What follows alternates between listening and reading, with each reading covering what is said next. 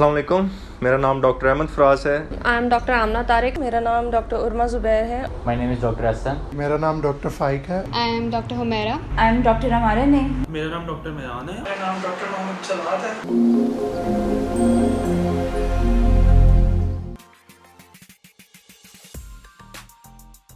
Stress ये थी कि मैं घर पे अकेली हूँ, मैं हॉस्टल में हूँ और मैं एक रूम में हूँ। मेरे कोलीग्स मुझसे दूर हैं, ऑब्वियसली वो भी अपनी प्रिवेंशन कर रहे हैं कि वो मेरे ज़्यादा करीब नहीं आ सकते। तो एक ये अजीब सा डर था कि इसकी कोई ट्रीटमेंट नहीं है। अगर मैं सीरियस होती हूँ तो मुझे तो कोई उठाएगा भी नहीं, मुझे तो कोई हाथ भी नहीं लगाएगा, मुझे तो कोई कंसोल करने के लिए भी नहीं आएगा। क्योंकि आपको बहुत सारी चीज़ें सिम्टम्स जब आप पे खुद होते हैं तो आप रियलाइज़ करते हैं कि आपको पता भी नहीं होता कि किस टाइम क्या हो सकता है। तो शुरू के डेज़ मेरे लिए काफ़ी थे क्योंकि मुझे बहुत सिवियर सा हुआ था स्टार्ट में, तो मुझे लगा था मेरे सिम्टम्स वर्स होंगे, तो काफ़ी एंजाइटी थी। जो न्यूज़ थी वो कुछ ऐसी गर्दिश कर रही थी कि ये यंग्स को भी इफ़ेक्ट कर रहा है, जिनमें रिस्क्स नहीं है उनको भी इफ़ेक्ट कर रहा है। और फिर खबरें आ रही थी इवन के कुछ डॉक्टर्स की इससे वफ़ात हो गई है। पेंडेमिक के इस माहौल में हेल्थ फैसिलिटी भी मैं परेशान था कि पता नहीं मुझे कितनी अवेलेबल होगी। आई वॉज एट डिनाइल क्योंकि मुझे ये था कि मुझे नहीं हो सकता। शायद मैंने बहुत प्रिवेंशन की है, मैंने मास्क पहना है, मैंने हाथ धोए हैं बार बार, तो मुझे नहीं हो सकता। बट स्टिल हम बहुत ज़्यादा कांटेक्ट में होते हैं, हम इमरजेंसीज़ करते हैं और पेशेंट आपके मुंह के ऊपर भी खांसता है, तो वो फिर ये एक मास्क बेचारा क्या कर लेगा। आइसोलेशन के जब 2-3 दिन गुजर गए थे और सिम्टम्स जो हैं वो ऐसे ऐसे थोड़े ज़्यादा सीवियर होने लगे थे तब, और स्पेशली तब जब मुझे थोड़ा सा शॉर्टनेस ऑफ ब्रेथ जो है वो फील हुई थी, तब आई वाज थिंकिंग कि ये काम ज़रा ज़्यादा मुश्किल हो गया। आपको पता है कि डिज़ीज़ भी एक न्यू है और इसके बारे में बहुत कम लोगों को इन्फॉर्मेशन है। इवन जो डॉक्टर्स हैं उनको भी लिमिटेड इसके बारे में पता है, क्योंकि पता नहीं होता कि इस डिज़ीज़ में किधर बंदे ने प्रोग्रेस करना है। इसका साइकोलॉजिकल इफेक्ट है कि बहुत सारी डेथ्स होती हैं और इट्स अ काइंड ऑफ कि आपके ऊपर बैक ऑफ द माइंड होता है कि कुछ भी हो सकता है आपके साथ, तो वो भी थोड़ा सा स्ट्रेस का था। उस वक्त मेरा वार्ड भी चल रहा था सर्जरी यूनिट 2 में, तो उस वक्त हमारे पास एक पेशेंट भी कोविड सस्पेक्टेड पड़ा हुआ था। तो मैं फिर हालांकि संडे मेरा ऑफ था, लेकिन फिर भी मैं घर नहीं गया इसी खौफ की वजह से कि मेरी वजह से अगर दूसरे लोग मेरे फैमिली मेम्बर्स इन्फेक्ट हो गए तो मैं अपने आप को क्या कहूँगा कि मेरी वजह से मेरी फैमिली भी सफ़र कर रही है। और फिर 2 दिन मैंने फिर मज़ीद ड्यूटीज़ की सिम्टोमेटिक हो गए, क्योंकि मुझे उस टाइम ऑफ नहीं मिल पा रहा था। मेरे से ज़्यादा एक्चुअली मेरी फैमिली परेशान थी क्योंकि तब बहुत ज़्यादा हाइप थी इसकी कि कोरोना में जिसे हो जाता है वो मर जाता है, और इस तरह से एक ही दिन में मुझे फीवर हो गया, आई हैड सोर थ्रोट और बॉडी एक्स वाज सिवियर। उस टाइम में कोई भी हमारे पास नहीं था, हम क्वारंटीन थे और ये काफ़ी स्ट्रेसफुल एनवायरनमेंट था। हमारे घर से सब लोग जा रहे थे, जो भी भाई हमारे साथ रहते हैं, कि हमें कोरोना हो गया और हमने मतलब उन्होंने बिल्कुल एक तरह से हमें आइसोलेट कर दिया था, तो वो बहुत स्ट्रेसफुल था।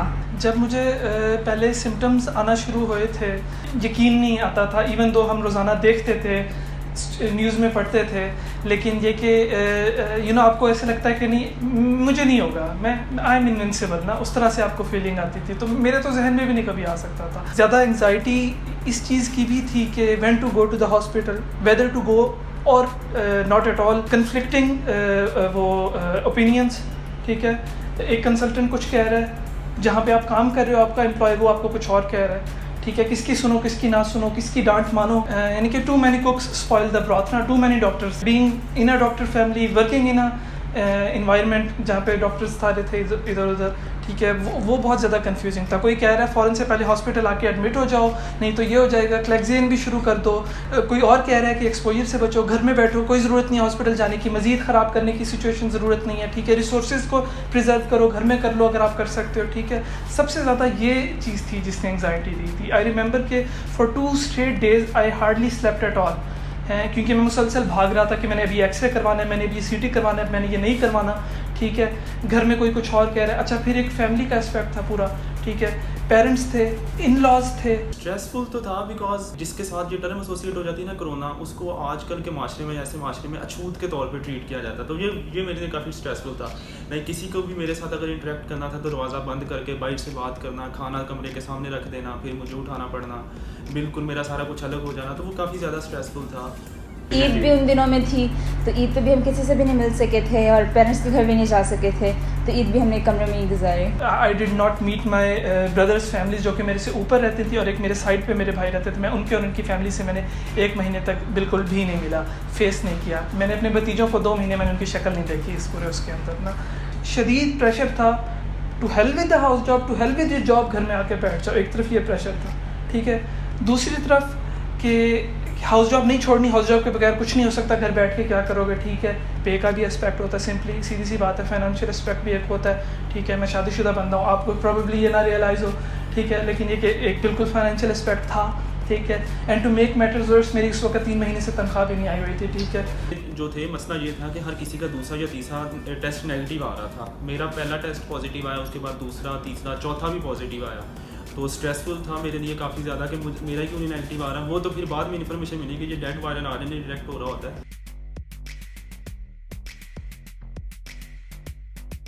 स्ट्रेस मैनेजमेंट में मेरे जो साथ वाले हैं रूममेट्स, उन्होंने काफ़ी मेरी हेल्प की। उसके अलावा मेरे घर वालों ने मेरी काफ़ी हेल्प की। तो एक कलेक्टिवली सबकी मेहनत। क्वारंटीन अकेले करना बहुत मुश्किल है, उसके लिए आपको बहुत सारी चीज़ें जो है वो आपको सोचने को भी मिलती होती हैं बेड के लिए। मगर ये था कि मैंने बहुत सारी अपने लिए जो है वो एक्टिविटीज़ खुद को इन्वॉल्व बाकी चीज़ों में, ताकि मेरे उस तरफ जो है वो ज़्यादा मैं सोचूं ना, ताकि ज़्यादा एंजाइटी ना हो, मुझे स्ट्रेस ना हो। फ्रेंड्स, दोस्त बहुत बड़ी एक सपोर्ट थी मेरी। फ़ोन करती थी और घंटा घंटा उनसे बातें करती थी। और सबसे बड़ा ये था कि मुझे ये था कि I am not alone in this. Facebook पे मैंने बहुत से ऐसे पेज ग्रुप्स जो हैं वो लाइक किए हुए हैं, उनमें मतलब ऐड हूँ। Take it one day at a time. तो मैंने सोचा कि मैं बड़ी पिक्चर को अभी बिल्कुल नहीं देखूंगा, मैं जस्ट देखूंगा कि मुझे आज क्या सिम्टम्स आ रही हैं और मैं आज ही उन सिम्टम्स को कैसे मैनेज कर सकता हूँ और वो दिन मेरा कैसे गुजरता है। अगर उसमें कोई मुश्किल का टाइम आता था, मेरा बुखार जब 103 पे चला गया था तो मैं बड़ा परेशान भी हुआ, लेकिन मैं सिर्फ उस मोमेंट के लिए परेशान हुआ। फिर जब वो कम हुआ या मेरी सांस बेहतर हुआ तो मैंने उस मोमेंट को फिर इंजॉय भी किया। मैं कोशिश करती थी कि जितना ज़्यादा मैं सो सकती हूँ उतना ज़्यादा मैं सो जाऊँ, क्योंकि सो जाए तो फिर स्ट्रेस तो ऑब्वियसली ख़त्म हो गया ना। लिखना शुरू कर दिया था मैंने, जो भी मतलब लाइक दिमाग में आता था, राइट इट डाउन।